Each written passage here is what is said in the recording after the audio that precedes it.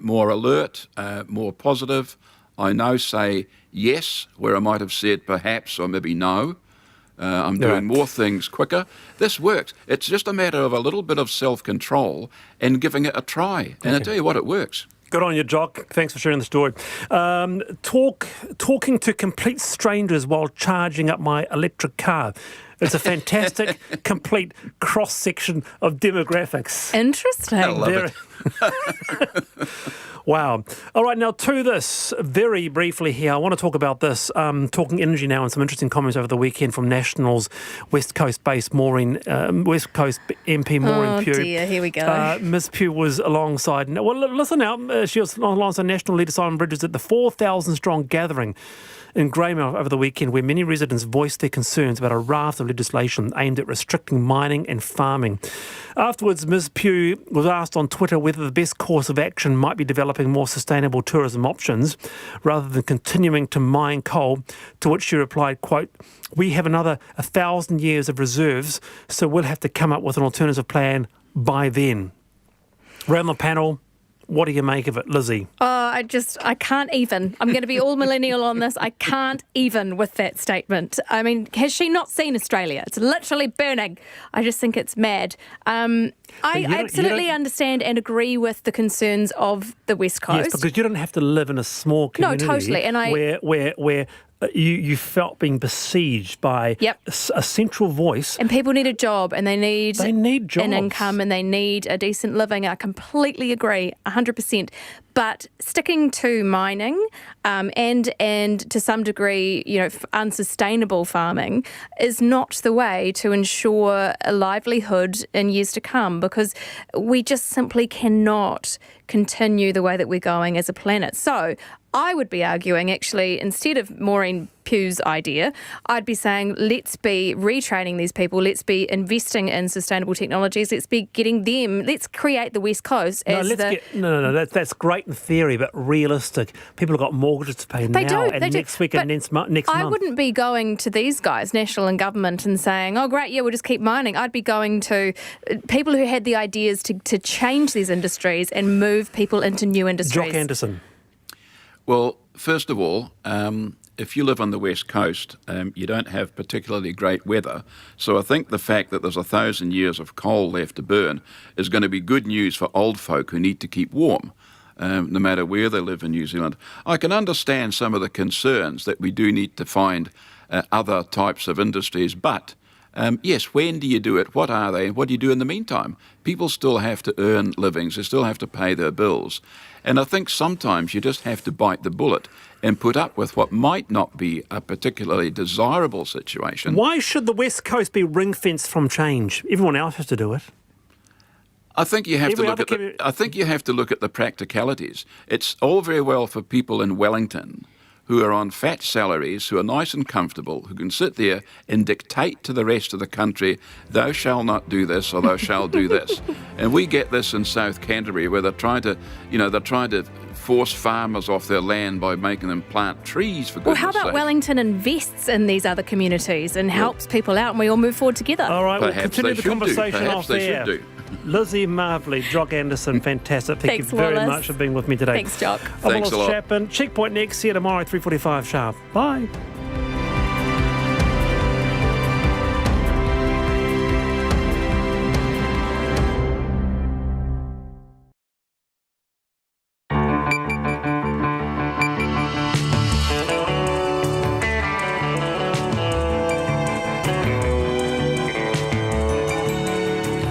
Whakarongo mai koe ki te reo irirangi o Aotearoa. This is Checkpoint on RNZ National. I'm Lisa Owen. E haere aki nei, 2 people are injured after a tornado slams into Christchurch. A call for hundreds of suicide notes given to Mike King's mental health charity to be destroyed amid serious concerns the unapproved study is dangerous. 53 Otago medical students are missing vital signs of honesty. 14,000 passengers are up in the air after Air New Zealand cancels dozens of festive season's flights. Any fries or holiday pay with that? McDonald's reaches an agreement to pay up over a payroll botch-up stretching back a decade. The wonderful world of Disney, or a minefield of isms including racism and sexism. A disclaimer goes on the so-called Disney classics. RNZ News at 5. Kia ora, ko Susana Leatawa tēnei. A tornado has injured 2 people and left a trail of damage in Christchurch this afternoon. The pair have moderate injuries after the roof of a Save Mart discount store in the suburb of Sydenham collapsed when hit by the tornado. The weather in Christchurch changed suddenly after 1:30 this afternoon, and the tornado was accompanied by large hailstones, thunder, lightning and more strong winds. Fire and Emergency Assistant Area Commander Mike Bowden says there is a swathe of damage across the city from Sydenham to the coastal suburb of New Brighton. He says a number of properties have lost roofing, with other damage reported as well. Mr Bowden says the storm only lasted for a short period of time. A Christchurch woman has described the moment the tornado blew over a fruit and veggie truck and smashed a window at her shop this afternoon. Alison Kendall says the truck, fruit and veggie stand in Richmond lost all of its boxes and fruit was flying everywhere. Mrs Kendall says she ran to close the back door of her shop when it started hailing. And then windows are smashing, and then there's this bloody vortex thing going on in the backyard, and everything's flying, and the fruit and veggie man's truck, you know, that just zoomed across the bloody yard about 20 metres. Alison Kendall says the broken window has forced her to close her shop so she can clean up. 3 locations overseas have been blacklisted from hosting University of Otago medical students after the discovery of a foreign placement rort. The university recently found a number of final year medical students had used their overseas placements to go on a holiday and then lied about it. 53 students have failed to meet acceptable attendance levels and won't be able to graduate until they meet certain requirements. Otago Medical School Dean Professor Barry Taylor says he can't confirm which institutions can no longer take students, but says one is in Eastern Europe. He says the rort has hit the university medical school and its students hard. This is extremely disappointing to the medical school and to me personally. The students have been quite seriously affected by the investigation. The majority have seen themselves as really honest people doing medicine for the sake of other people. Otago Medical School Dean Professor Barry Taylor. The university has since launched an inquiry to find out how this level of misconduct occurred and how it can be prevented. New Zealand First Leader Winston Peters says questions about funding bids made by a forestry company with close links to the party are narrow, myopic dirt. Brian Henry, who's the lawyer for Winston Peters and judicial officer of the New Zealand First Party, is a founding director of NZ Future Forest Products, which he helped to set up in March. RNZ revealed last week the company made bids for funding from the Provincial Growth Fund and the 1 Billion Trees programme, which are both overseen by New Zealand First Minister Shane Jones. Today, Mr Peters told TVNZ that the proper process had been followed. An application is made, it goes through the process with no involvement of members and ministers that you're criticising, and the application failed. In other words, the system worked. So stop your narrow, myopic dirt when New Zealand First is concerned, because we're not going to take it. Winston Peters rejected calls from National for the Auditor-General to investigate, saying there was no case to answer. At least 40 people have been arrested after a 2-day standoff with the police protesters at Hong Kong Polytechnic. At one stage, protesters set fire to 2 of the entrances when the police moved into the campus, firing tear gas and rubber bullets.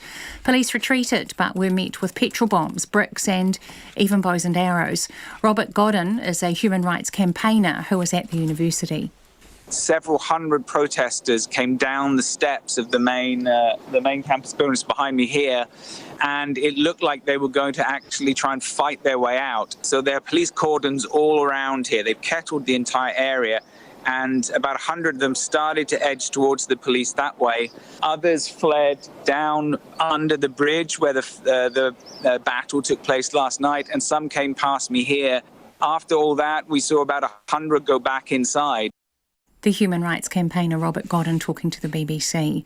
A power outage has led to the cancellation of all train services between Wellington and Porirua, and there are also reduced services from Porirua and Waikanai.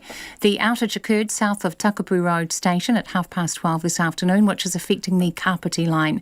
Metlink says there will be limited bus services running from Wellington and Porirua, as well as from Porirua and Waikanai. However, it recommends arranging alternative transport transport wherever possible.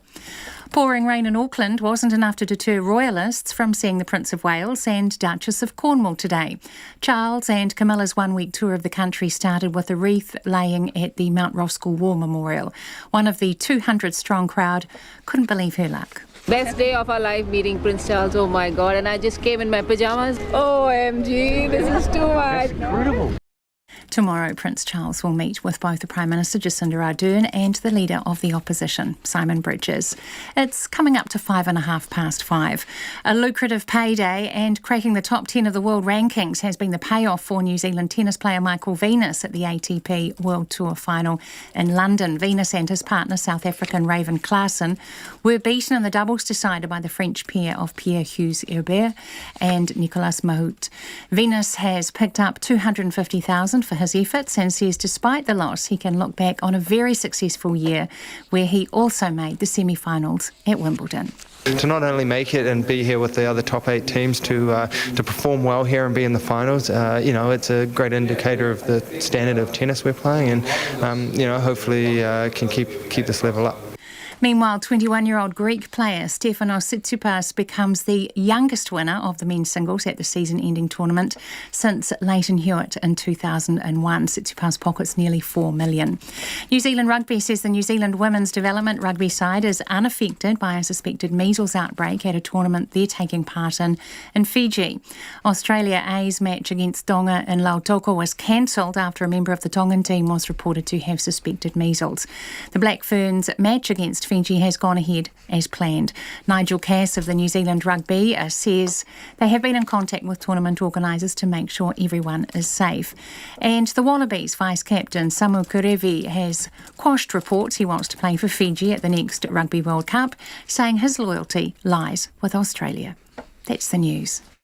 Changes to rental rules. Getting rid of the ability to effectively control your tenants is the big issue we have with this. West Coasters criticise the government. New Zealand will never not be able to use coal. Coal is a critical part of how we live every day. And Prince Andrew's interview fails to silence the critics. Omnishambles. It was a train wreck of gargantuan proportions. Morning Report, weekdays from 6, on air and online. Then on 9 to noon, Dr Alan Bollard, Chair of the Infrastructure Commission, on the huge pipeline of big projects needed in the next decade. And after 10, Linda Trubridge with her family tale of adventure and seasickness upon the open ocean. Join me, Catherine Ryan, on 9 to noon after Morning Report on RNZ National. Now the short forecast from Met Service to midnight tomorrow. For the whole of the North Island, rain spreading east tonight with some heavy falls. Possible thunderstorms from Auckland and Bay of Plenty northwards. Rain easing to isolated showers tonight, mainly fine tomorrow except from Taranaki to Wellington, where it will be mostly cloudy with a few showers. Nelson and Marlborough, scattered rain clearing tonight, rain returning tomorrow evening. Canterbury, Otago and Southland, showers, some heavy with hail. Clearing tonight, returning tomorrow. Isolated thunderstorms in the east of Otago and Canterbury in the afternoon. Bulla to Fiordland, showers, some heavy with hail, turning to rain for a time in Fiordland tonight and elsewhere tomorrow. Thunderstorms possible tomorrow. Chatham Islands, low cloud and rain tonight, long fine periods tomorrow with the chance of a shower. RNZ National, it's 5:08. Thanks, Susanna. And this is Checkpoint. I'm Lisa Owen. Several roofs have collapsed, buildings are damaged, and 2 people are injured after a tornado slammed into Christchurch this afternoon. The weather in the central city changed suddenly after 1:30 p.m. with large hailstones pelting the city, thunder and especially strong winds. Fire and Emergency says it received a multitude of calls after the wild weather hit, with people reporting roofs lifting and air conditioning units falling off buildings. 2 people were injured after the roof collapsed at the Save Mart in Sydenham. Debris is littering several central city streets and people are being asked to steer clear as it may contain asbestos.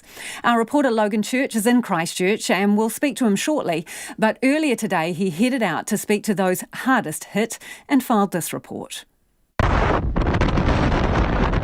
Cell phone footage captured the tornado ripping through the city. Debris from roofs ripped up, flying through the air, smashing windows and causing bystanders to run for cover. Debbie works at Watermelon Shade on Wordsworth Street. and she says she saw the tornado flying down the road towards her. The force of it blew off the roof of a car dealership across the road. We looked out, we were watching the thunder and lightning, and we were looked right and we could see all the debris lifting, and then it worked its way down and it got to about that building down there, and then we decided just to go inside, and because it's all glass, we found a centre office that we could go into just to keep safe. The footpath outside is littered with roofing material. Many windows smashed, building facades ripped off. Have you seen anything like this before? Never. I've seen everything here, but not a tornado. Employees at neighbouring businesses' Harel uniforms are assessing the damage to their shop. Among them is Connor Upham. From what the boss has said, there's the embroidery room's got a bit of a panel lifted up in the corner and a bit of flooding due to the hail, but nothing major. I mean, he hasn't been up on the roof yet. This is the next step, but could probably do that now that the weather's cleared. But yeah, but something different, nothing too major. I mean, all the buildings around us obviously got hammered. I think we were a bit lucky. It almost kind of feels like we're the eye of the storm, so we got safe, and the ones around us are all windows smashed and tiles missing.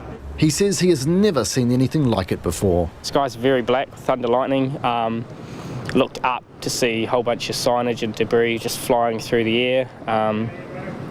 Wasn't until the older man that works here sort of was out in it that I really saw the truth, because I went out to see what he was looking at, and that's when you could see, especially down the road there, a couple of those buildings, all the tiling that's now scattered all over the road, hence why they blocked it off, just falling down like rain. So quickly dragged him in with the strong winds, door wouldn't shut, looked up and basically saw just the tornado. You know, you see those in America, you don't see them here. And it's not just Wordsworth Street that's felt the brunt of this tornado. Up the road, Save Martyrs Shut as part of its roof has collapsed, creating a small waterfall inside. 2 people were injured. An office building in central Christchurch is also reported to have a collapsed ceiling, and homes in New Brighton have lost their roofs.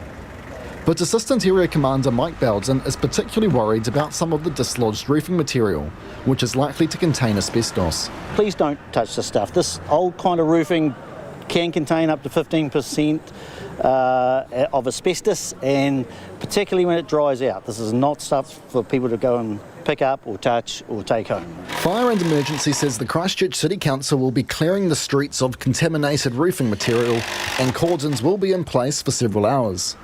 But for businesses hard hit, just how long their clean-up will take remains to be seen.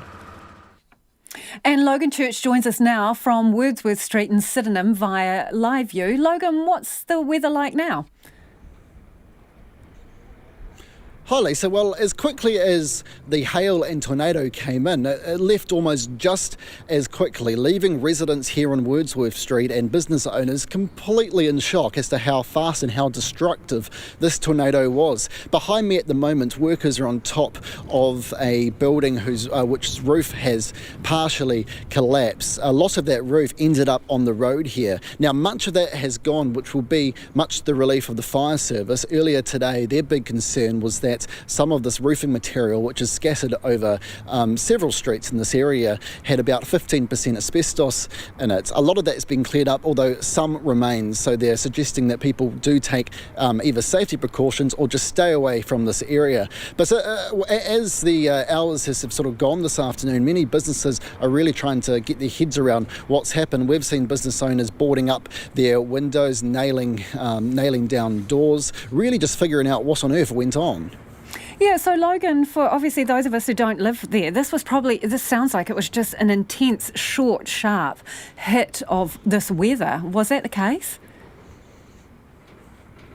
Completely. We were inside, and when it struck, it really came almost like a hammer, and then about 10-20 minutes later it was all gone. But the destructive power of this tornado and weather wasn't just on this street. Down the road to my left is Save Mart, where 2 people are reported to have been injured when part of the roof collapsed. I actually went in and had a look, and I guess that area of the roof resembled what can only be described as a small waterfall. And to my right, we head out towards the sea, where there's reports that some homes have roofs that have also been damaged. So this tornado has had quite a destructive effect over much of the city. And do we have any update on those people who were injured? We don't have any more updates at this stage. We understand that the injuries weren't serious. They were taken to Christchurch Hospital. It's also not known if anyone else was injured at the stage. But in the meantime, for these businesses here, it's really going to be cleaning up and moving on. Thanks, Logan. That's Logan Church joining us live from Christchurch there regarding the tornado. If you were listening to that, you can go online and look at Logan's piece, which will go up on our Facebook page and our website to look at the level of destruction. And as he was saying there, if you see bits of roof lying on the ground, don't pick it up. It could have asbestos in it. The head of a Ministry of Health Ethics Committee is calling for the immediate destruction of hundreds of suicide notes submitted to an allegedly bogus study backed by comedian Mike King's Key to Life mental health charity. The 1,000 Letters study launched in September and asked people to submit final notes or messages left by victims of suicide so that they could be analysed for common themes to inform future interventions and suicide prevention efforts. Last month, the Ministry of Health wrote to the Trust asking it to stop collecting letters immediately because it doesn't have Ethics Committee approval and there are privacy and safety concerns. But Mike King is refusing to stop the research. I asked the Chair of the Ministry's Ethics Committee, Kate O'Connor, what her main concern was with the Key to Life's 1,000 Letters campaign. Potentially someone who was troubled by suicidal thoughts and behaviours could be triggered by having to remember their thoughts and feelings. Persons who had survived a suicide attempt were invited to submit their memories of what they had been going through at the time, and certainly the expert opinion that was within the formal complaint was that this could be very triggering. So when you say you got lots of complaints, from who generally? Are these professionals? Professionals or family members or? There were a range of people. There were clinical experts that gave us a formal complaint, and numerous emails and letters from people with lived experience of suicide, people who had been bereaved, people who had survived their own suicide attempt, and consumer advocates and people working in mental health. So the Ethics Committee wrote to Mike King's charity, the Key to Life Trust, and what were you asking of them? What did you want? Well, initially we wanted them to postpone the research, the data collection, in the meantime until we had an opportunity to receive information about what their thinking had been in the research design and what processes they had in place to protect potentially vulnerable participants. And to the best of your knowledge, have they suspended the collection of those letters? I believe the website has closed down for now, but I believe that they are still intending to analyse the letters that they have received in order to inform their own internal strategies for suicide prevention. Because when we asked Mike King on this program whether he would adhere to the request, he said, and I'm quoting him here, "Hell no, this isn't North Korea. They aren't Donald Trump. They can't tell people what to do." What is your response to that? Well, we have ethics committees in this country for a reason, Lisa, a really good reason, and that's because poorly considered research can kill people. Is it research? Is it a study? Because that is the other issue that has been raised. If they choose not to publish it, is it still research? Yes, I think it is research. I think at the very simplest level, research involves analysing data to create new knowledge or create a deeper understanding of a problem. So that's exactly what they intend to do here, is to analyse the content of suicide letters for common themes, for example. So yes, in our opinion, it is health research. So they didn't get back to you by the deadline. You wrote to them again. And so where are you at now? Have they allayed your concerns? Have they come back with a protocol for the study? Do they have someone overseeing it? Have they met all the criteria that you laid out? We received a response at the end of last week confirming that the project was ongoing, but in their view, it didn't meet the threshold for review by an ethics committee. And what do you think? We're not. Well, I think calling it a project is simply wordplay. Research, inquiry, investigation project, those words are interchangeable. They have collected data for the purposes of analysing them.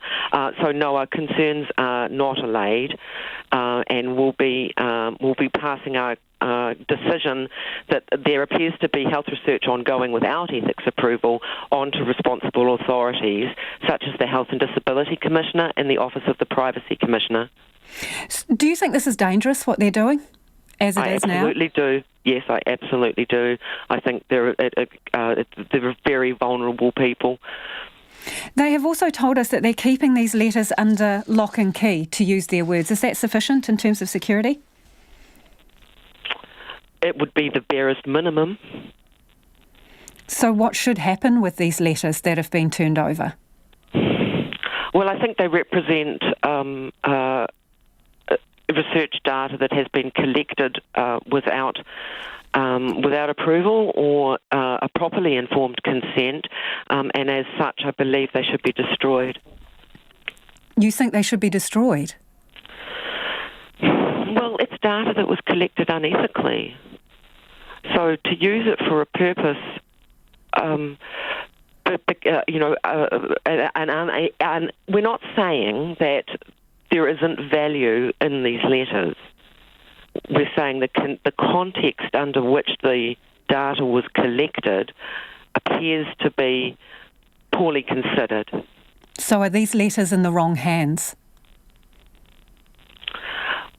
Well, they're not in the hands, as far as we can tell, of properly credentialed researchers.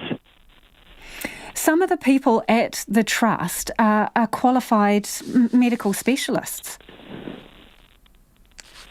Does that change the situation?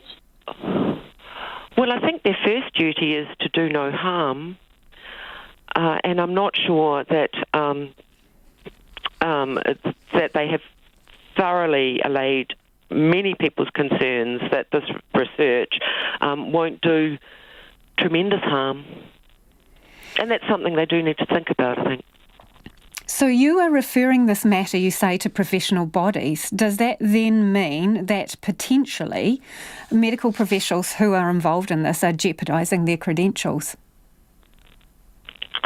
Certainly, I think their bodies, such as the College of Psychiatrists, may have an interest in this matter, yes. So exactly who are you referring it on to? Which agencies will you forward your concerns and complaint to? Certainly the Health and Disability Commissioner, the Office of the Privacy Commissioner, and the Ministry of Health will consider which other agencies may also have an interest in this matter. So that will mean going to registration boards for various specialties then, potentially? Yes, potentially, that's right. If this continues then, without meeting the requirements that you have laid out and asked for in your correspondence, does that mean that any results from this research or study have no value without these approvals? Without the approvals, yes, it is. It would be valid to say that, but we simply don't know what their research design is, how they are going to make valid findings based on what is likely not a representative sample of suicides in this country. So I would suggest that it has pretty limited value. So Mike King, having discussed this with him, he's raised a number of points, and I suppose it would be fair in summary to say he puts it like this, that the establishment, meaning the ministry and other groups that are funded for mental health work, they don't like it when other people come into their territory, and they don't like it when other people shake things up. He accuses the ministry of sitting on its chuff instead of trying new ways of doing things. So is he right, and are you just honing in on him because he's doing things a little differently? No, not at all. I mean, the value of research to this country is enormous in terms of having evidence-based conclusions that are valid. So it's impossible for any agency to base decisions on simple guesswork or on invalid research results. And that is Kate O'Connor, who's the chair of the Ministry's Ethics Committee there. Now, Checkpoint has contacted the Key to Life Trust about its 1,000 Letters project. It has responded with no comment. It is almost 26 minutes past 5 and you're with Checkpoint on RNZ National. We'd love your feedback on that. Do you think that the copies of those letters should be destroyed, as the Ministry of Health's Ethics Committee says? Is it an innovative approach by Mike King and his charity, or are they acting dangerously outside of the rules? Let us know your thoughts. You can text us on 2101, tweet us at Checkpoint RNZ, or send us an email, checkpoint@rnz.co.nz. All University of Otago campuses have been implicated in an overseas placement rort that's rattled medical students around the country. The university first began looking at its final year medical students when posts on social media showed some were off on holiday instead of interning at hospitals. It's since found 1 in 5 of its 6th year medical students failed to meet acceptable attendance requirements and falsified papers to cover it up. That means 53 students across the Wellington, Dunedin and Christchurch campuses can't graduate, be registered as a doctor or start their new jobs. The Otago Medical School Dean, Professor Barry Taylor, spoke to media this afternoon saying he doesn't begrudge them an odd 3-day weekend, but students have well and truly breached their trust. This has had a major effect on the students and indeed the staff who've been looking after them.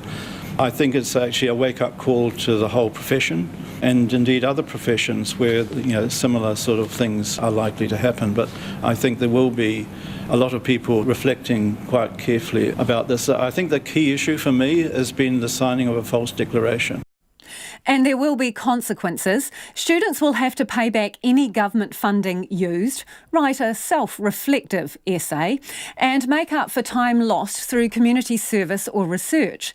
A government grant of about $500 a week can be used to support their overseas placement, but students mostly foot the bill themselves. But Professor Taylor says the placement process has already been changed, so there's a lot more oversight from the university. The self-reflective essays that they've had to produce as part of this have really demonstrated how affected they are by this.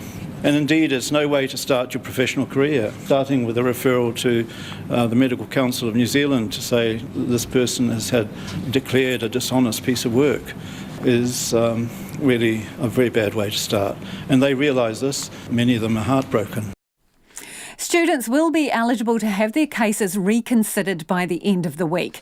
He doesn't think it's an issue only affecting the University of Otago, and it won't just be students facing the consequences. We have blacklisted 3 countries or 3 areas, so one's only a small part of a country, for no further electives in those areas. One's in Eastern Europe.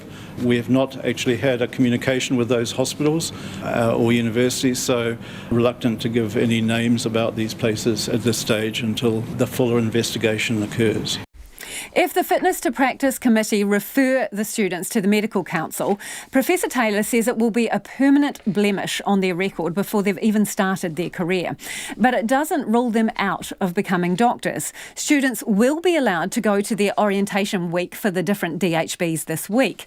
Professor Barry Taylor says they may even be able to graduate this year if they accept the package of punishments. The university will tell the Medical Council they've passed. Then their fate will depend on whether the Medical Council decides to register them as doctors or not.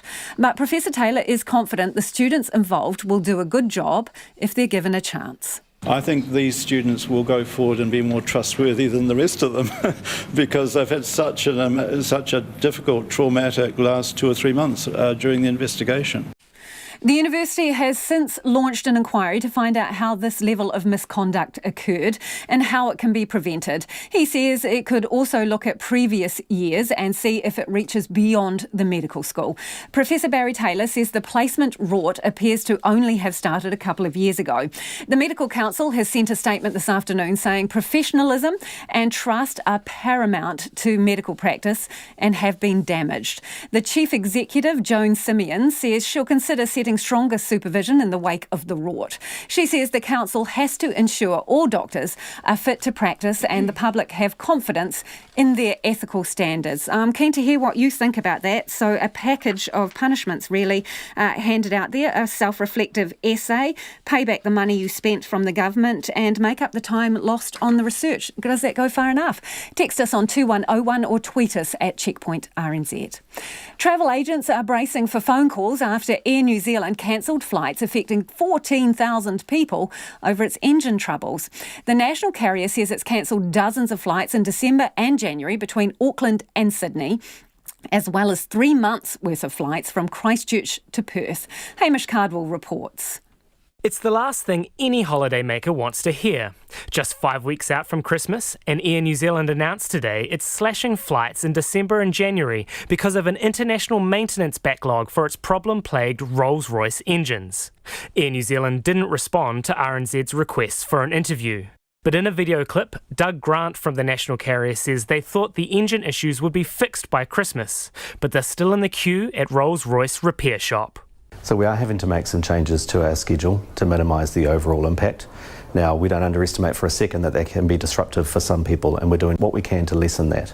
Brent Thomas from House of Travel says it will have a huge impact on a large number of customers. It is a unfortunate period, particularly, like I say, over the Christmas period, where so many people are travelling. This is going to be significant, just the number of people who are potentially impacted. He says travellers better jump to and contact their travel agent, or they'll risk missing out. Those options are going to get limited as other people come in and make their changes, because 14,000 people to be reaccommodated is not something that's going to be done easily, simply because of the lack of capacity out there. Mr Thomas says the engine problems are bedevilling airlines worldwide. We have to stress this is because of the Rolls-Royce engines, and it's not just Air New Zealand who are impacted. There's going to be a significant number of airlines around the world, and we'll be dealing with those airlines as well, because there'll be customers who are impacted on their travels beyond what has been said by Air New Zealand. Aviation commentator Irene King says the Christmas cancellations will hurt Air New Zealand's brand. Any cancellation around this Christmas period annoy people and cause reputational damage to airlines. She says while the airline could have been better at making contingency plans, it is at the mercy of the backlog at the international Rolls-Royce maintenance plant. But she says passengers will forgive the hassle of rebooking if it means they'll make it to their destination safely. It comes down to, how annoyed are you because this cancellation is caused by the need to ensure absolute reliability and safety with the engines. Air New Zealand has warned there could be further cancellations as it progresses with the engine checks. For Checkpoint, ko Hamish Cardwell, tēnei.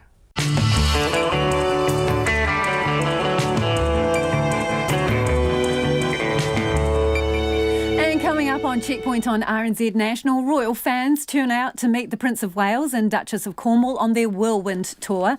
McDonald's agrees to supersise workers' pay after a payroll botch-up stretching back a decade. And not all superheroes wear capes. Some of them favour fur, their own. We talk to the owner of a Labrador at the centre of a sea rescue. We'd love your feedback on anything you've heard on the programme this evening. Really want to hear from you if you're one of the 14,000 people whose flights have been disrupted by those Air New Zealand cancellations. Text us on 2101, tweet us at Checkpoint RNZ. Let's go to the headlines now with Susanna. A tornado has injured 2 people and left a trail of damage in Christchurch this afternoon. The pair have moderate injuries after the roof of a Save Mart discount store in the suburb of Sydenham collapsed when it was hit by the tornado. Fire and Emergency says a swathe of damage has been left across the city from Sydenham to the coastal suburb of New Brighton, with a number of properties losing roofing. Tens of thousands of McDonald's workers are in for a financial boon after they were found to have been underpaid in a nationwide payroll bungle that's expected to cost billions of dollars to fix. The Unite union announced today that it's reached an agreement with the fast food giant to pay out staff over annual leave entitlements, miscalculated after the Holidays Act was amended in 2003. It's one of hundreds of organisations to have made the error, and some 60,000 McDonald's workers should receive a payout. 3 locations overseas have been closed to hosting University of Otago medical students after the discovery of a foreign placement rort. The university recently found a number of final year medical students had used their overseas placements to go on a holiday. 53 students have failed to meet acceptable attendance levels and won't be able to graduate until they meet certain requirements. New Zealand First Leader Winston Peters says questions about funding bids made by a forestry company with close links to the party are narrow, myopic dirt. Party lawyer Brian Henry is a founding director of NZ Future Forest Products, which has had its hand up for money from funds overseen by New Zealand First. Mr Peters has told TVNZ that the proper process had been followed, with the application failing, and that's where the story ends. A power outage has led to the cancellation of all train services between Wellington and Porirua, with reduced services from Porirua and Waikanae. The outage on the Kapiti line happened earlier this afternoon, and trains are replaced by limited bus services. Those are the latest news headlines from RNZ National. Our next news and weather update is at 6. Thanks, Susanna. If you just turned the dial to us, this is Checkpoint and I'm Lisa Owen, and joining me now for business is Nona Peltier. Hi, Nona. Spark has given up on Huawei as the sole supplier of its 5G network. What's going to happen? Well, there was a bit of an issue with that using Huawei, so the company has decided to go with a variety of vendors to help them put their 5G network together. Now, that's before the government even allocates the spectrum, so they're basically coming together with this plan because Vodafone is going to be launching this year, so they're launching as well. But they're going to be rolling out primarily in the South Island and then get ready for when the government does release the spectrum that they actually will be using for 5G. So 5G being the wireless. Interestingly, Chorus also came out today, probably not a coincidence, to talk about the new, what they call hyperfast fiber. Hyperfiber, I think is what they actually call it. So what does hyperfast mean as opposed to what? The speed of light, I guess, is probably as close as you're going to get. So at the moment, let's say you were trying to download a very large file, say what they call it, say a terabyte, which is 1,000 gigabytes. It's a lot. That would take you like some 12 hours. With the lightning speed that you can get out of this new fiber service, it would be like 18 minutes.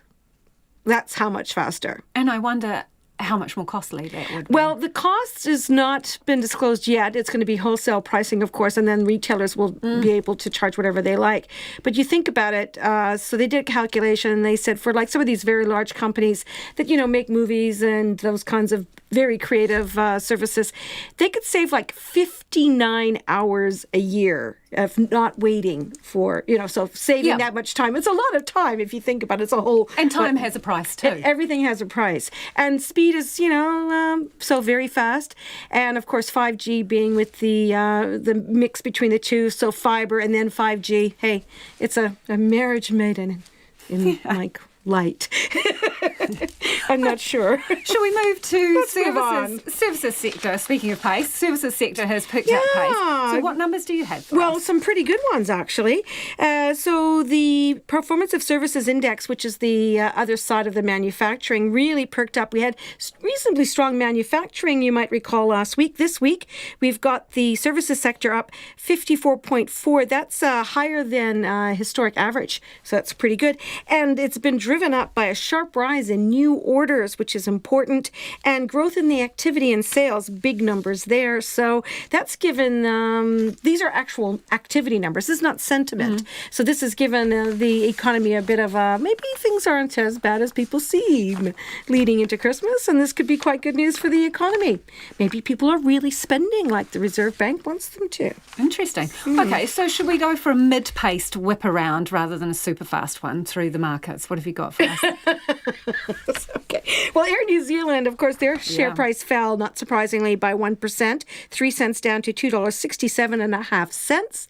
And the NZX Top 50 Index, it fell nearly 22 points to 10,873, which isn't very much. It's like a percent of a percent, right? And the New Zealand dollar, 64.1 US cents, 94 Australian, and 49.5 pence. Thanks, Nona. Nona Peltier with our business wrap. Let's go to Wellington now, where there's a developing story. A power outage has knocked out train services between Wellington and Porirua and reduced services between Porirua and Waikanae. Our reporter Harry Locke is at the Wellington train station with the latest. Hi, Harry. I imagine this is like peak traveller hour. What's going on there? Hi there, Lisa. Yes, indeed. There is a queue, a very orderly queue, it must be said, extending all the way through Wellington train station. So we've actually just got a new bus, but there hasn't been a bus for some time. So people waiting upwards of 40 minutes I've had so far as the maximum time, trying to get up to the Kapiti coast. Now, as you say, the trains are cancelled entirely on the Kapiti line from Wellington up to Porirua. There are limited services running from Porirua up to Waikanae, but they are just that, limited services, and people are having to jump on a bus up to Porirua to then maybe get a further bus up further on the Kapiti line. Any indication of how long the services are going to be down for? There isn't any indication as of yet. I have tried to speak to Metlink and KiwiRail, and they are going to get back to me on that. But as of yet, they're saying it's going to affect this whole peak period, but hopefully should be sorted out this evening at some point. And so how are people managing?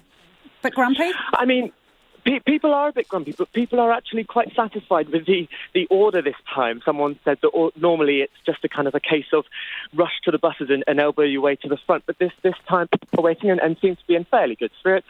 I mean, obviously upset about the delay and having to get a bus instead of a train, but people are, waiting orderly and are being very kind to one another. I saw one car pull up and offer a ride up to Paraparumu, which was very nice, and two men jumped on board. So that was nice to see. Thanks, Harry. That's Harry Locke at the Wellington train station, where there are some, train outages. We'll bring you any update on that. Wet weather in Auckland wasn't enough to deter crowds of royal fans from turning out to meet the Prince of Wales and Duchess of Cornwall today. Charles and Camilla are in the country for a one-week tour and kicked things off in the Auckland suburb of Mount Roskill. They visited a local war memorial and met community groups, much to the delight of onlookers and those who deemed themselves lucky enough to meet the royal pair. Our reporter Katie Doyle and video journalist Patrice Allen were there and filed this report. A crowd of close to 200 people turned out at the Mount Roskill War Memorial this morning, delighted to be paid a visit by Prince Charles and the Duchess of Cornwall. After a sombre wreath-laying ceremony customary in any royal tour, the pair was serenaded by the Saints Up Performing Arts Choir. For singers Soteria Fe'au, Josiah Va'aitupai and Yosef Fatuleai, who met the Prince and Camilla afterwards, it was a daunting experience. It was really great just seeing them close up to us, and it's just cool seeing them off the TV and seeing them again. And what did they say to you? They were just asking about our performing arts school and asking how long we've been singing for. And what was it like to sing for them? It was the greatest feeling ever. I would do it all over again. The royal couple also made a point of meeting the public, shaking hands and sharing jokes. One crowd member couldn't believe her luck. Best day of our life meeting Prince Charles, oh my God, and I just came in my pajamas, look at that, for a walk. OMG, this is too much. Charles and Camilla then carried on to the Wesley Community Centre, where they met a range of local groups, including one for former refugees. One woman, Ansha Adem, taught Camilla how to make Afghani bread. Happy to meet her, We showed her to make Afghani bread. She tried it. Yeah, she said just the end, she said, will be tasty. And as he was whisked away, the Prince still made time to speak with excited onlookers. It was a very good place. He was just living down the road. It was a busy day for Charles, who also headed to Critical Design, a social enterprise focused on turning plastic waste into new products. This evening, the pair are at Whenuapai Air Base, where they will present the Queen's colour and attend a reception. Tomorrow, Prince Charles will meet with National Party leader Simon Bridges and the Prime Minister Jacinda Ardern. E Tamaki Makaurau mo te hōtaka o te ahiahi, ko Katie Doyle tēnei. And if you are listening to that on the drive home, you can go online or on Facebook and see Katie and Patrice's video package with the Prince and Duchess there. Tens of thousands of McDonald's workers are in for a boost to their wallets after they were found to have been underpaid in a nationwide payroll bungle that's expected to cost billions of dollars to fix. The Unite Union announced today that it's reached an agreement with the fast food giant to pay out staff over the past 10 years. It's one of hundreds of private and public organisations embroiled in the botch-up, which stemmed from annual leave entitlements being miscalculated after the Holidays Act was amended in 2003. Matthew Tunison has the story. Unite Union National Director Mike Treen told the union's AGM today that McDonald's will pay some 60,000 workers for unpaid leave entitlements going back a decade. If the cost to McDonald's is at least $500 a year per worker, which I think it is, then the amount of money they will need to pay back is in the order of $45 million. And I think that may be just a baseline figure. It may well be more than that. McDonald's is the country's largest private employer, but it's not the only business which has been caught out for botching its workers' holiday pay. Government officials estimate up to 760,000 people could have been underpaid across the private and public sectors as a result of payroll errors, with the total cost topping $2 billion. In some sectors, the numbers are truly staggering. The health boards estimate they owe their staff $650 million. New Zealand Post has put aside $38 million for their remediation, and it's money that should be paid back to all workers. Mr. Treen doesn't believe that all major private sector players will come up with the money voluntarily and says the government needs to do more to ensure workers get paid. While the Ministry of Business, Innovation and Employment is currently auditing around 150 businesses, Mr. Treen says the ministry isn't looking into other employers, including Armaguard, Burger King, cinema chains and call centres.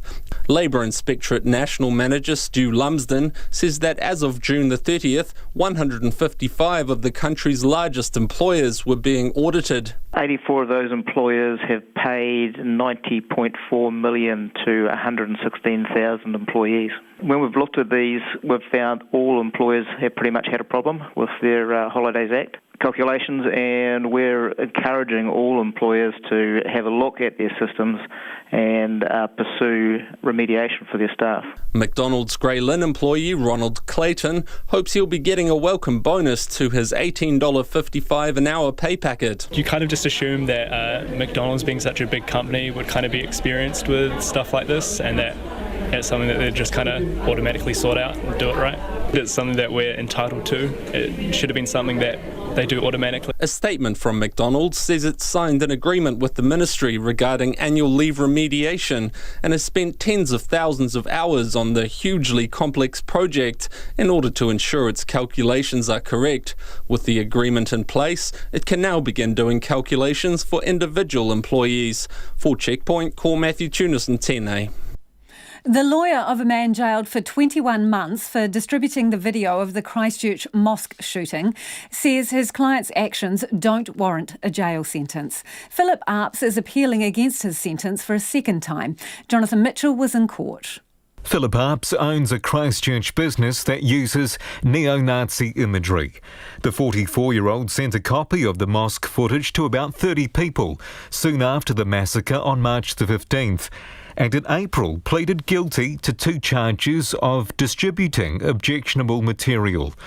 His first appeal was denied in August. At the same time, the Crown accused him of sending letters of a violent nature from prison. Today, his lawyer, Anselm Williams, told the Court of Appeal his client held views that many people disagree with, but shouldn't be behind bars, and argues it should be home detention.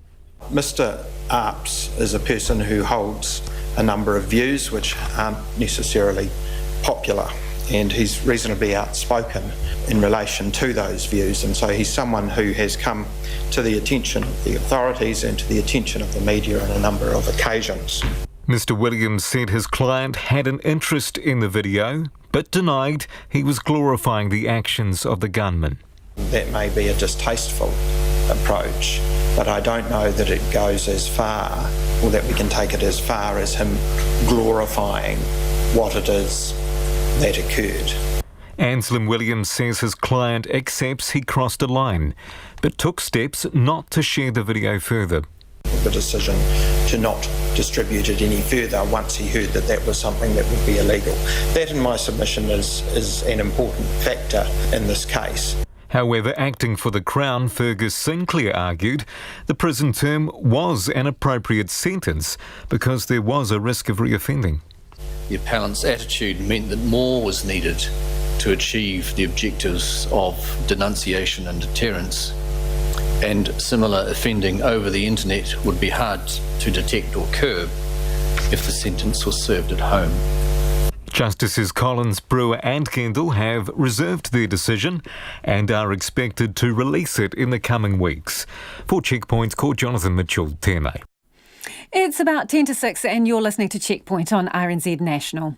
Actress, director and playwright Nancy Brunning is being remembered as a fierce advocate for wahine Māori characters to be centre stage. Ms Brunning died on Saturday, aged 48, just a day before she was posthumously awarded the Bruce Mason Playwright Award. Mediana Johnson has more. Nancy Brunning was fresh out of drama school in 1992 when she teamed up with playwright Briar Grace Smith to direct Ngā Pou Wahine. It was the start of many collaborations over the next decade, where Ms Grace Smith says she was constantly pushed by Ms Brunning to get to the truth of her stories and characters. So she had great integrity. So I would often bring to her a story or a problem or something I was wrangling and just run it past her and to see what she felt about it. So in that way she was my tuakana. Ms Brunning is most well known for playing Nurse Jackie Manu in the original cast of Shortland Street in the early 90s, at a time when there were few wahine Māori on TV. She also won a Best Actress award for her role in the Once Were Warriors sequel, What Becomes of the Broken Hearted, which came out in 1999. Ms Grace Smith says Ms Brunning wasn't afraid of acting or writing complex Māori characters. She was fearless. There was a time when we were younger when creating Māori creating characters that were flawed, it was quite tough because there weren't that many of us and you were representing your race really. And Nan was never afraid to take on any role. But most of all, Ms Grace Smith says she will remember her as a great friend. We had a very giggly relationship. We had lots of laughs. She had a great sense of humour, and she sort of had that humour that was unexpected and was kind of dry and sort of undercut everything, and you'd get a little bit shocked by it. Actor Temiwera Morrison, who worked with Ms Brunning on Shortland Street, What Becomes of the Broken Hearted and Mahana, says although small in stature, she was a powerful actress with a wonderful voice. Her voice connected to a truth. That's what us actors try to get into and try to find the truth in the scenes, and Nancy had that ability. Her voice just spoke purely straight from her heart. He says Ms Brunning truly excelled in the theatre and more recently mentoring young actors. Director of Toi Whakaari, Tania Heke, was there at Ms Brunning's hospital bedside when she received the Bruce Mason Playwright Award last weekend, surrounded by her whānau. She will remember Nan, as she calls her, as humble but fierce. When she picked up that stick to kōrero, she just took no prisoners. She's fierce as, and why? Because she mana motu hake, mana wahine. She started Haipai Productions alongside Ms Brunning, and most recently they worked on Witi's Wahine Together, which premiered at the Tairāwhiti Arts Festival last month. She says despite the fact she was very ill and wheelchair-bound at that stage, Ms Brunning still flew up to Gisborne from Wellington for the premiere. She will be remembered as one of the greats of film and theatre. Her name is also with those esteemed rangatira. So her name will also be amongst those wonderful people because that's the influence she has. She's a rangatira for us. Nancy Brunning's burial will be held at 11:30am at Raukawa Marae in Otaki on Wednesday. Moi mai rā e rangatira, moi mai rā. Mo te hōtaka o te ahiahi, ko Miriana Johnson tēnei. The so-called Disney classics need a PG warning and don't let your kids watch them alone. That's the call of a US professor in American studies, and hot on the heels of Disney's new streaming services adding a disclaimer to a number of its earlier films, including Dumbo and Peter Pan. The disclaimer reads, "This program is presented as originally created. It may contain outdated cultural depictions." Dumbo, for example, features a crow called Jim Crow, a derogatory expression for African Americans and also a shorthand reference for laws that enforced racial segregation. Psyche Williams-Forson, the chair of the American Studies Unit at the University of Maryland, says the racist and sexist symbolism of the Disney classics were in keeping with the time. At the time that Disney was putting out and releasing those particular shows, Dumbo, for example, The Jungle Book, things like that. I mean, it was a time in which depictions of people of color, and I mean in general, African Americans, black and brown-skinned people, or black and brown identified people, were seen as less than human, inferior. They were caricatures, they were stereotypes, and Disney was speaking to the moment. So that phrase, Psyche, it may contain outdated cultural depictions. Is that a polite way of saying that it's racist? Absolutely. It's a polite way of saying it's racist. And, you know, therein lies the problem. I mean, outdated cultural depictions. I mean, you know, a lot of the people who might be watching these, some children and young adults of this generation, may not even know what that means. Outdated cultural depiction, and that could be anything. And so, I mean, outdated cultural depictions can be stoves and kitchens of another era, quite frankly. What Disney character or movie would you consider to be, well, the most offensive then from those eras? Oh, wow. Which one do I consider to be the most offensive? I think from that era, I would say something like Jungle Book, where, let's be clear, you have this little brown-skinned boy in the jungle, but he's considered a jungle animal, right? You know, I grew up seeing Tarzan and everything, and Jane, and to see it today, I have a totally different understanding of it than I did back then, right? So many of these images we saw as white heroes saving brown-skinned people, or, you know, brown-skinned people being treated unfairly and so forth. And we took it as, oh, okay, that's what happens. But when you see that today, it's highly offensive, and you read something different into it today. Disney is considered to be quite a wholesome brand. Would you be happy for a child you know to sit down and watch these movies without an adult with them to explain and discuss the content? No, absolutely not. Absolutely not. And those are two, interestingly, if I may, those are two interesting pieces you put together there. They're a wholesome brand, allegedly. They are a family brand, right? And so one would expect that they would promote family issues and activities, okay? But no, I would not be comfortable with my child, for example, sitting down to watch any of that without some sort of mediation and explanation. Hey, listen, let me tell you, when I was growing up, my parents sat us down and explained them to us. So we knew better in the 60s and 70s. So if our parents did that work back then, how much more do you need to do that work now? So basically, these movies, they need an R rating. They need a parental guidance rating or something similar. Absolutely.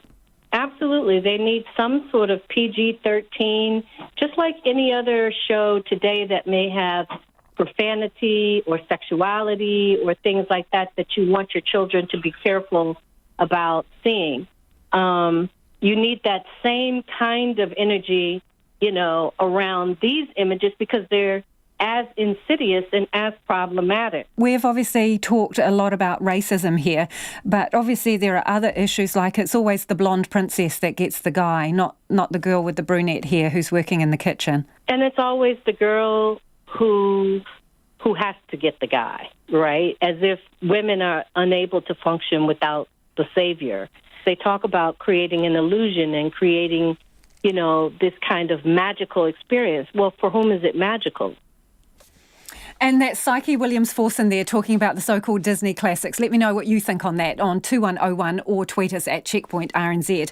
Very quickly before we go to the news on the medical students who have been found to have, fraudulently filled out some forms. Those final year med students committed fraud, this person says. No way they should be registered doctors. RNZ News at 6. Ngā mihi nui ko Susana Leata tēnei. Fire and Emergency says this afternoon's tornado in Christchurch has left a trail of damage from central suburbs to the city's coastal areas. 2 people received moderate injuries when the high winds caused the collapse of the roof of Sydenham's Save Mart discount store. The weather in Christchurch changed suddenly after 1:30, with the tornado sweeping through along with large hailstones, thunder and lightning. Speaking from outside the Save Mart store, Fire and Emergency Assistant Area Commander Mike Bowden says a number of properties have lost roofing. There's been a swathe of damage through Christchurch for this very short and sharp burst of weather that we've had. So it comes really from this side of town, it's right through to New Brighton. We understand it. There are properties that have lost roofing and there's been some other damage around the city too. So.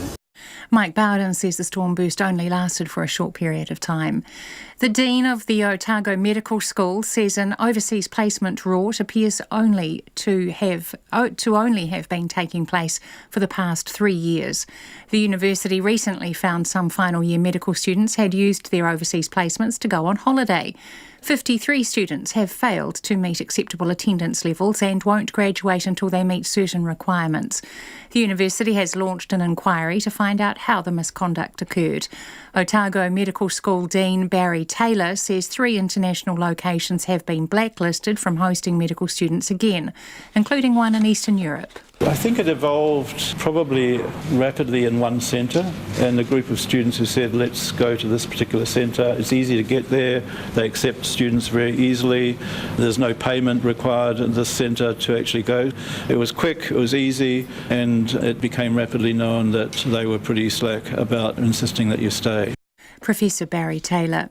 The Prime Minister says she's been assured any conflicts for a company with links to New Zealand First that's seeking government funding have been handled appropriately. The lawyer of party leader Winston Peters, Brian Henry, and Mr Peters' partner Jan Trotman are directors of a company that had sought the funding. NZ Future Forest Products had applied for $15 million from the Provincial Growth Fund, but the bid was rejected by Labour Party ministers. This followed 6 months of talks with government officials. Ms Ardern says she's been given advice about any conflicts. It's, of course, a requirement as part of the PGF that all applications go through a rigorous process. And, of course, it is an expectation both of the Cabinet guidelines, but, of course, processes relating to applications, that if anyone has a conflict, then decision-making sits with other ministers. Jacinda Ardern also said language used by New Zealand First MPs to both a journalist and at a farmers' protest last week is not language she personally would use. The State Services Minister has introduced legislation to make what he describes as the most significant change to the public sector in 30 years. The State Sector Act 1988 will be repealed and replaced with a new Public Service Act. The Minister, Chris Hipkins, says the current law has reached the limit of what it can achieve in modern-day New Zealand and can can no longer support the way public services now need to be delivered. He says the new Act will give the public service more flexibility to respond to specific priorities or events, allow public servants to move between agencies more easily, and clearly establish the principles of an apolitical public service. Chief executive boards or joint ventures could also be set up to tackle very difficult issues. They would be accountable to one minister and receive a direct budget appropriation. Travel agents are expecting to be flooded with calls after Air New Zealand cancelled flights disrupting 14,000 people over the Christmas holiday period. The national carrier says because of engine maintenance issues, it cancelled dozens of flights in December and January, with services between Christchurch and Perth, and Auckland, Sydney and Perth most affected. Brent Thomas from House of Travel says it will have a huge impact on a large number of customers. It is a unfortunate period, particularly, like I say, over the Christmas period, where so many people are travelling. This is going to be significant, just the number of people who are potentially impacted. Brent Thomas says travellers should contact their travel agent immediately or they'll risk missing out on a new flight. Air New Zealand has warned there could be further cancellations as it progresses with Rolls-Royce engine checks. The High Court has this afternoon heard details of a phone call between the Crown's key witness and a friend about the time a young Dunedin woman was murdered. Former Dunedin Hospital junior doctor Bernard Scanther denies killing 16-year-old Amber Rose Rush in February last year. The prosecution says the 32-year-old stabbed her to death shortly before midnight to stop her publicising claims he was touching up minors, supplying them with alcohol and offering money for sex. A key Crown witness says he drove Mr Scanther to Miss Rush's home on the night of her death. A friend of the witness, Sam Charteris Cope, says he received a phone call just before midnight. He began with, "Hey guys, I don't want you to panic, but I think I might be an accomplice to murder." I asked him what was going on, and I cannot remember his reply to my question. Sam Charteris Cope says the witness quickly changed his tune and said everything was fine. It's just past 6:05. The American in Port Glenrise Jr. has been suspended indefinitely by the Breakers basketball side after he was charged with assault following an incident outside an Auckland bar in the early hours of Thursday morning. Rice is due to appear in court on Wednesday. Rice arrived at the club this season with a troubled background. Club owner Matt Walsh says he has offered the player professional help, which Rice has accepted. The New Zealand women's basketball coach Guy Malloy is hoping their failed Olympic qualifier bid will still inspire young players to strive for the tall ferns. The Ferns were pipped for a place in the next qualifying tournament after finishing third in the 4-team tournament in Auckland. New Zealand won 2 of their 3 games but were denied on points differential, meaning it's the 3rd straight Olympics the women's side has failed to qualify for. However, Malloy hopes that playing at home for the first time in 4 years will have a payoff long term. I think connection is so critical. If all tall ferns means is a story because they're always playing in wherever, somewhere else in the world, there's no real meaning to it, but to have the guys playing here and showing how competitive and fast and fit and strong and what type of basketball players they are, I'm just hoping that creates a really strong legacy. Tall Ferns coach Guy Malloy. The New Zealand women's development side has beaten Fiji 53-0 in their opening match at the Oceania Women's Rugby Championship in Lautoko. That's the news. Tonight on Nights, Peter Lamp may have gotten over the World Cup enough to talk sport with us again. There's a window on the world of relationships in Hong Kong when one half of the couple is from the People's Republic of China, and we take a look at the school patrol. Why does the cross now sign have to wait for the traffic to pass rather than the other way around? On Nights with me, Brian Crump, after the news at 7 on RNZ National. Now the short forecast from Met Service to midnight tomorrow. For the whole of the North Island, rain spreading east today with some heavy falls. Possible thunderstorms from Auckland and Bay of Plenty northwards. Rain easing to isolated showers tonight. Mainly fine tomorrow, except from Taranaki to Wellington, where it will be mostly cloudy with a few showers. Nelson and Marlborough, scattered rain clearing tonight. Rain returning tomorrow evening. Canterbury, Otago and Southland, showers, some heavy with hail. Clearing tonight, returning tomorrow. Isolated thunderstorms in the east of Otago and Canterbury in the afternoon. Bulla to Fiordland showers, some heavy with hail, turning to rain for a time in Fiordland tonight and elsewhere tomorrow. Thunderstorms possible tomorrow. Chatham Islands, low cloud and rain. Tonight, long fine periods. Tomorrow with the chance of a shower. RNZ National, it's coming up to 6:08. Thanks, Susanna. This is Checkpoint and I'm Lisa Owen. A forestry company with close links to New Zealand First has revealed it applied for $15 million in funding from the Provincial Growth Fund. Brian Henry, who's Winston Peters' lawyer and New Zealand First's judicial officer, is a founding director of New Zealand Future Forest Products, which he helped to set up in March. Mr. Peters' partner, Jan Trotman, was also made a director of the company in August. RNZ revealed last week that Future Forest Products spent 6 months in discussions with government officials over the Provincial Growth Fund bid. The company's managing director is Brian Henry's son, David Henry. He didn't respond to requests for comment last week, but today the company has issued a lengthy statement. Our reporters Guyon Espiner and Kate Newton have been working together on the story, and Kate joins me now in the studio. Kate, tell us what this statement that Future Forest Products put out today, what does it talk about?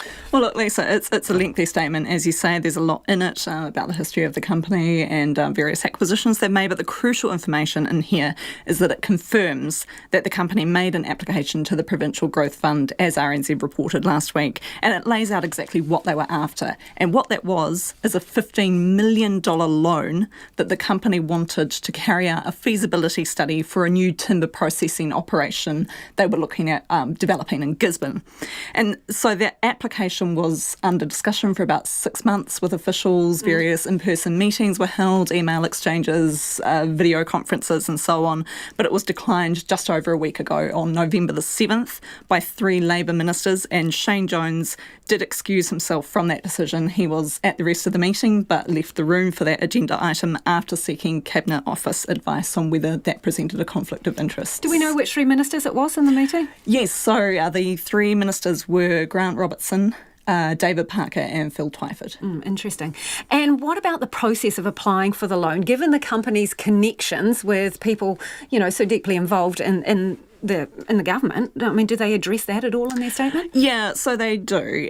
Quite a long way down in the statement, I have to say, but it does address those links to New Zealand First, saying that yes, 2 directors, Jan Trotman and Brian Henry, it doesn't name them, but we assume those are the 2 that they're referring to, have personal links to the New Zealand Deputy Prime Minister, in other words, to Winston Peters. And it says that given the recent publicity, the reporting about these funding bids, both to the Provincial Growth Fund and another preliminary sort of discussion they had over a couple of meetings around the 1 Billion Trees Fund, they've decided that it's in the company's best interests, they say, to maintain what the company refers to a higher degree of transparency than it really needs to as a private New Zealand company. It doesn't have to under company law, but it says it's going to. And very importantly, the company also says in the statement that it has no further plans to apply for financial support from the New Zealand government. We don't know if that's because of this publicity or if it's because it just felt that it had already done its dash in that regard. So when you broke this story last week, no one from the company would talk, right? No. So why do we think that this statement has all of a sudden come out? Well, look, the company may well have been preparing to say something, but this morning, crucially, Winston Peters was actually asked about this company and these funding bids by some reporters at a press stand-up he was giving at another event, and New Zealand First's links to that. And so TVNZ has supplied us with the audio of that conversation he had with reporters. It is quite an extraordinary exchange, but his main point is that he believes the proper process was followed. An application is made, it goes through the process with no involvement of members and ministers that you're criticising, and the application failed. In other words, the system worked. So stop your narrow, myopic dirt when New Zealand First is concerned, because we're not going to take it. So the system worked by rejecting... But every respect the process was appropriate. But my question is, why are you asking stupid questions when the process was followed meticulously? Any conflict of interest was declared in advance. So the National Party has already called last week for the Auditor-General to investigate Future Forest Products' dealings with the Provincial Growth Fund, but Mr Peters said again in that exchange that there's no case to answer. And in the case of myself and Shane Jones, well, I didn't even know about it, nor did Shane Jones, to the best of our knowledge, because it was handled by the process. What on earth would the Auditor-General investigate? But if you're confident that everything was done by the book... But we're not going to have you running off in a psycho case of attack on a political party without any grounds whatsoever. No, if you want to tell me why the Audit General is justified, give me the reasons. Don't sit there indolently and slothfully and lazily saying you've got a case when you ain't got one. So that was Winston Peters talking earlier today to reporters about future forest products. Thanks, Kate. Kate Newton joining us there with that update. And the Prime Minister Jacinda Ardern has also said language used by senior New Zealand First MPs to both a journalist and at a farmers' protest last week is not language that she would personally use, but it's not breaking any ministerial rules. Now, today, Jacinda Ardern told reporters she'd been assured that any conflicts between New Zealand First and the company had been handled appropriately. Within the guidelines that are set for the Provincial Growth Fund, and they exist, of course, to manage any conflict of interest that may exist with a funding application. And specifically, did he declare any conflict with you? It has been dealt with appropriately, and that is the advice I've received. Were you aware of the company before last week? Of course, if a decision is being made that implicates anyone that has a close relationship with someone making an application, then that decision making should be made by someone else. And again, as I say, I'm advised that this has been dealt with appropriately. Prime Minister Jacinda Ardern speaking there to the media. In the trial of a former Dunedin doctor accused of killing a teenage girl, the jury has today heard from a police officer who observed the accused's behaviour in the days after the murder. Bernard Scanther denies murdering 16-year-old Amber Rose Rush in February last year, and his lawyer says his teenage friend, a key witness who has name suppression, is the guilty party. Our Otago Southland reporter Timothy Brown has been in the High Court and filed this report. The Crown says Bernard Scanther killed Amber Rose Rush just before midnight on February the 2nd to stop her coming forward with claims he was touching up minors, supplying them alcohol and offering money for sex. Her mother found her face down in her bed in a pool of blood the following morning. The defence says it was the 32-year-old's teenage friend, a key prosecution witness with name suppression, who killed Miss Rush. The trial today heard from Detective Constable Amy Stewart. Mr. Scanther went with his teenage friend and former girlfriend to meet Miss Rush's mother, Lisa, on February the 4th. Ms. Stewart was also at the meeting, though only Lisa Rush knew she was a police officer. She was visibly upset during the meeting and said that she would never see her baby again. Vinnie didn't show any tears or appeared upset at all. During the 20-minute meeting, the detective says Mr. Scanther offered suggestions about who was responsible, including Lisa Rush's partner, Brendan McNee, who had served a term of imprisonment. Vinnie said that he initially thought Brendan, and he asked Lisa if Brendan was out. He then asked about the guy that had broken Amber's arm, and he asked if he was capable of that. Lisa replied to him, "Who is capable of that?" After the meeting, Mr. Scanther dropped his teenage friend home. The teenager called his family and warned they were in danger. He then phoned the police. His mother arrived home soon after, as did police officers, who checked the home's security before leaving with the witness. The court heard from the witness's mother today. She says as her son was out with the police, Mr. Scanther came to their home. I was standing in my window, which overlooks my back steps, and I was on the phone to my mother-in-law at the time. He came up my back steps, and then he proceeded to go into my laundry door, which is adjacent to my back door. My back door was locked, and I was banging on the window to get his attention because I have a spare key in the laundry, and I didn't want it to be found. She says Mr. Scanther left after she told him she didn't know where her son was. The Crown also called two close friends of the witness. A female friend who has name suppression says the witness was at her home on the night of Miss Rush's murder.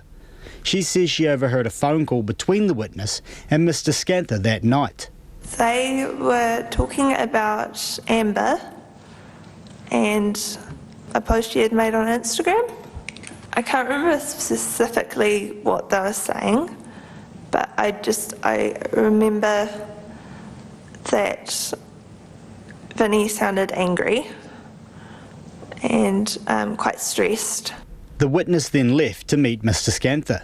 Sam Charteris-Cope, who was also at the woman's home that night, says the witness then called him shortly before midnight. He began with, "Hey guys, I don't want you to panic, but I think I might be an accomplice to murder." Almost 50 witnesses have been called, but tomorrow the trial will hear from staff at Mr Scanther's employer, the Southern DHB. In Dunedin, for Checkpoint, Timothy Brown. It's almost 19 after 6 and you're with Checkpoint on RNZ National. Landlords and tenants are reacting to the government's proposed changes to rental laws, with some concern that removing the 90-day termination notice will lead to unmovable tenants from hell. Others say there's a power imbalance and renters need to have more clarity and security. The proposals include new rules forcing landlords to explain to the Tenancy Tribunal why they want to evict tenants. Andrew McRae reports. Associate Housing Minister Chris Farfoy wants to end no-cause evictions, but National's housing spokesperson Judith Collins says the changes will force landlords to quit the market. The Property Investors Federation says it's well-intentioned but misguided, while the Renters United lobby group says landlords have nothing to fear. One tenant who doesn't want to be named has had to move out of 3 properties despite having glowing references from each landlord. She says she was never turfed out for being a bad tenant. I can see some times where, from a landlord's point of view, you do want people to leave. And, you know, I see each of those instances they were good reasons. They had their own personal reasons for doing what they needed to do. It's just, I think, the changes bring things back into balance a little more for the tenants. She says renters often get a raw deal. It really is case by case. But I think renting is quite expensive. A lot of the properties are not great. And there is a real power imbalance there. She says finding new accommodation is very difficult. It certainly was the last 2 times, and I don't even have pets or anything. But I can imagine it'd be really difficult if you happen to have a pet. There's not a lot around, and you're competing against everybody else looking at the place. One landlord who prefers to keep a property empty rather than rent it out says it's not worth his while having to deal with tenants. The man who wants to remain anonymous says that after letting a property for 14 years, he became disillusioned. He says his tenants lied to him and damaged his property and then left at short notice. I trusted these people to rent the property and look after it, and then when they lie to you, you become pretty disheartened in the whole process. So I sold that property and then purchased another property which I've now moved into, and the property that I've vacated I'm going to leave empty. I can't be bothered going through the whole process of tenancies, basically. He says the proposed law changes have only proved to him he made the right call, and he's not losing any money leaving the property empty. I will forego the rental income just so I don't have to have the added stress and worry and cost of renting out again. I'm just going to sit on this property and let it go up with all the other properties going up, and it will still do better financially than money in the bank as an investment. A man who has lived next door to a rental property and experienced what he described as a living hell says under the proposed changes, it appears getting rid of problem tenants might become a lot more difficult. The tenants were young people who treated the property as a party house. It's going to hit neighbourhoods and families. So, for that reason, I think they need to be very careful about just how they go about any of these adjustments, because it's all very well painting landlords, as the big baddies, but there are a number of situations where, such as we experienced, where the only redress was basically the tenancy agreement that was able to be terminated. He says one way around the problem could be to introduce a trial period, during which time neighbours could be consulted. You don't want to pander to all neighbours some neighbours get upset at the sound of a cat meowing, so obviously you've got to have some balance there. The Real Estate Institute says it supports many of the proposed changes, such as a ban on rental bidding and limiting rental increases to once a year. But its CEO, Bindi Norwell, says a no-cause 90-day termination notice needs to stay as a necessary protection for landlords. When people have their landlords and they have potentially an antisocial or a tenant that's actually damaging their property, sometimes tens of thousands of dollars of damage, you need to be able to deal with this quite quickly. And to actually remove this and actually have to go to a tenancy tribunal could slow down the process and really disadvantage landlords that are dealing with these kind of tenants. Bindi Norwell says the last thing the country needs is to deter investment in rental properties. The proposed changes now go to a select committee for consultation. For Checkpoint, call Andrew McRae-Tene. Not all superheroes wear capes. In fact, this one prefers fur and has a tail he likes to wag. And an owner who now has a tale too of heroics. Marley the Labrador was a key player in the rescue of a small dog being swept out to sea at Petone Beach yesterday, as its upset elderly owner watched on, unable to help. Proud owner Steve Shepherd explains what happened next. We've been on a nice walk along the beach and we're walking back from the lagoon area, and I saw a lot of people walking along and staring out to the sea, and I thought, oh, this is standard, this is probably just dogs having fun. Then I realised that there was a couple of people looking quite concerned and an older lady crying and looking incredibly distressed. Then I looked out and realised there was a little sort of foxy Highland Terrier cross dog out in the sea, and it was clearly distressed and agitated. It was its little paws were splashing up and down, and it was yelping and everything. So it was frantically trying to get back to shore, was it? Yeah, it was. It was sort of swimming in a line. Best way to describe it was swimming in a line, but it was like it was getting pushed out to sea. So it was swimming away from the shore, and along that bit there, it's a walkway, and it's a 2-metre drop down to the sea level. So there was nowhere for it to come up to the beach, and the dog was really distressed. There was an amazing lady, and unfortunately I don't have her name, but she'd sort of stripped down and was wading in after the dog, trying to catch it, but had said that as soon as she got near, the dog got scared and sort of moved away. So I was walking along with my dog Marley, and next thing I know, I'm looking around going, might be time for me to jump in and help out here. And next thing I know, my dog's jumped off the walkway into the sea and starts swimming towards the distressed dog. Wow, were you surprised? Totally surprised. He's never had any training like that. He's a wonderful dog, awesome soul, really positive boy. But yeah, he just jumped and swam towards the dog, and the dog sort of just looked a bit shocked. It was all a bit of a blur when you're in that sort of shock situation. But he swam towards the dog and sort of went up to him and sort of nuzzled him, for want of a better word, and did what I'd describe as sort of like a tugboat, and went round the seaside of the dog and sort of nudged him, and that encouraged the dog to turn around and towards shore and start swimming towards shore. And did he stick with him? Did Marley stick with him back to shore? As much as he could, yeah. And then there's another gentleman who was also another hero, just stripped down to his underwear and jumped straight into the sea, and to go and grab the dog and then pass him up to the very grateful owner. Oh, fantastic. So between your dog and 2 other humans, you managed to get this little terrier to shore. Yeah, and as I say, it was just one of those things. But the thing that was obviously the great news is the dog's fine. But the thing that was so amazing to me in this world of social media we live in, not one of us had stopped to take photos or video it or anything like that, because I think we're all just thinking, gosh, we might have to jump in and help the poor dog. So you were in the moment, basically. Yeah, you're just in the moment, consumed. I mean, I imagine I'd be heartbroken if that was my dog. I would just be doing it. But as I say, I was walking towards it, and I heard this commotion, and nobody knew whose dog it was at first. So it was just like, here's this dog going out to sea, and as I say, I've never seen Marley, our dog, like swimming, but I've never seen him do that, jump off before, and just sort of go out to the dog and steer him into shore. But then when the other guy jumped out, the guy jumped off the path, Marley swam back to me. So I then had to jump down and lift Marley back up, all 35 kilos of him. So it was a bit of an adventure. How was the little terrier when it was handed back to its owner, and how was the owner?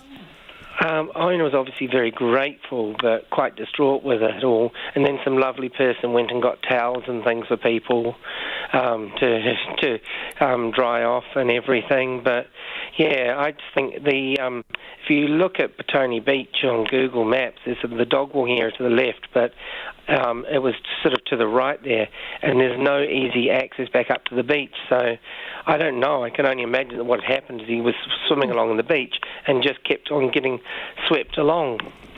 So, do you know who the identities of the human heroes and also the little dog's owner?